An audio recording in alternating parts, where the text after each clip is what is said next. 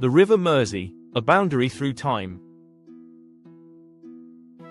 When most people think of the River Mersey, they think of docks, ships, and the Liverpool skyline. But long before the Beatles, before the Industrial Revolution, even before England existed, the Mersey already had a purpose. Not as a trade route, not as a city river, but as a border. So what does the name, River Mersey, actually mean? And why has this river divided kingdoms, counties, and identities for over 1,000 years? To answer that, we need to go back to early medieval Britain, a land of rival kingdoms and shifting frontiers.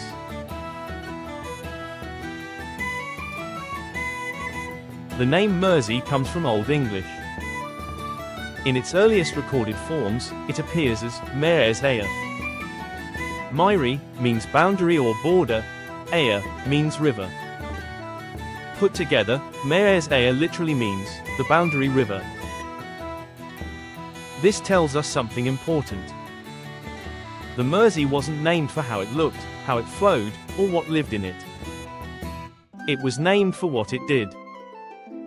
From the perspective of early Anglo-Saxon settlers, the Mersey's defining feature was its role as a dividing line, a frontier between different peoples, rulers, and laws. But whose boundary was it?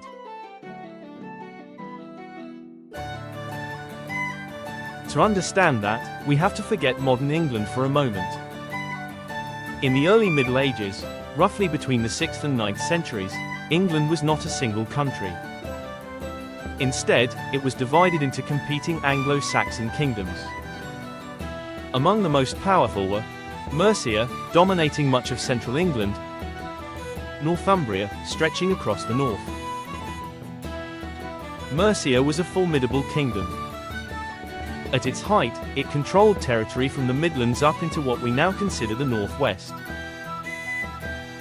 Northumbria, meanwhile, was vast, formed from the earlier kingdoms of Mercia and Northumbria, and for a time was the intellectual and religious centre of early England. Where these two great powers met, borders mattered. And one of the most important natural borders between them was the River Mersey.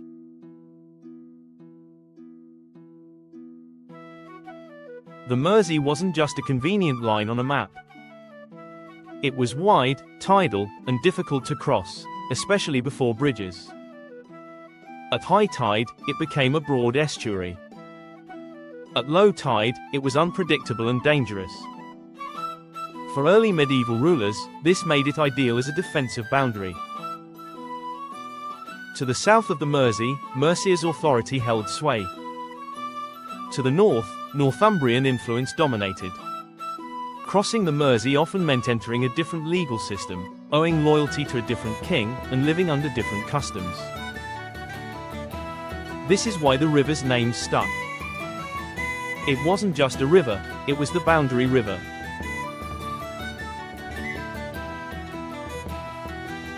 Mercia's northern frontier was always contested.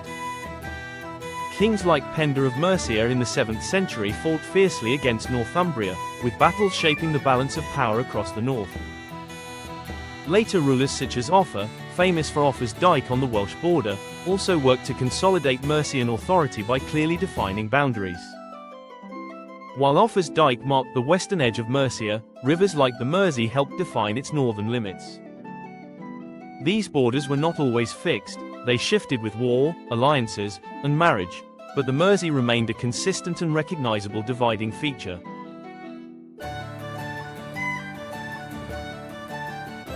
The story doesn't end with Anglo-Saxon kingdoms.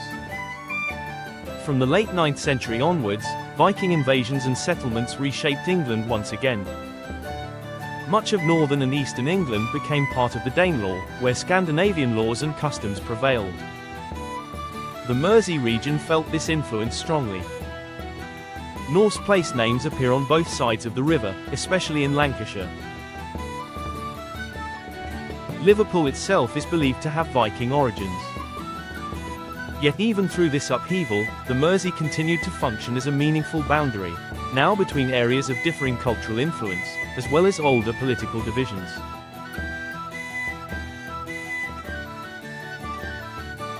As England gradually unified under a single crown, the old kingdoms faded, but their borders did not disappear. Instead, many were transformed into counties.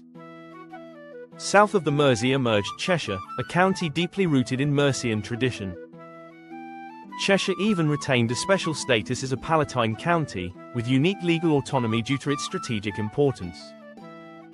North of the river developed Lancashire, eventually also raised to the status of County Palatine, formed from territory that had once belonged to Northumbria. For centuries, the River Mersey has marked the county boundary. Lancashire to the north, Cheshire to the south. This wasn't symbolic. It affected taxation, courts, land ownership, and local identity. To live on one side of the river was, in a very real sense, to live in a different county and a different historical tradition. Over time, towns along the Mersey grew into major centres of trade. Liverpool, on the Lancashire side, expanded rapidly from the 18th century onwards as Britain's global trade networks grew. Across the river, towns in Cheshire developed along different economic and administrative lines. Even as bridges were built and ferries crossed the water daily, the old boundary remained embedded in law and culture. People still spoke of being from Lancashire or from Cheshire as a result of the Mersey being the dividing line.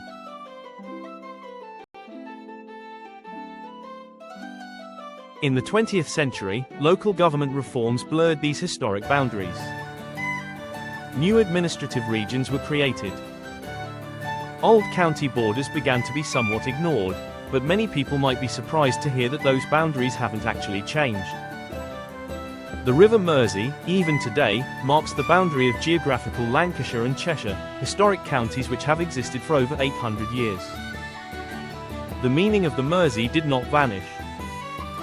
Its name still carries the memory of its original purpose, and its purpose today. A reminder that this river was never just water flowing to the sea. It has always been a line of division. A frontier. A marker of identity. So when you hear the name River Mersey, you're not just hearing a place name. You're hearing the echo of ancient kingdoms like Mercia and Northumbria, the formation of counties like Lancashire and Cheshire, and a boundary that has shaped northern England for over a millennium. The Mersey is a river that remembers. If you enjoyed this journey into hidden history and place name meaning, please like the video, subscribe, and share it with someone who thinks rivers are just rivers. And if there's another name you've always wondered about, a county, a town, or a landscape, let us know in the comments. realcounties.com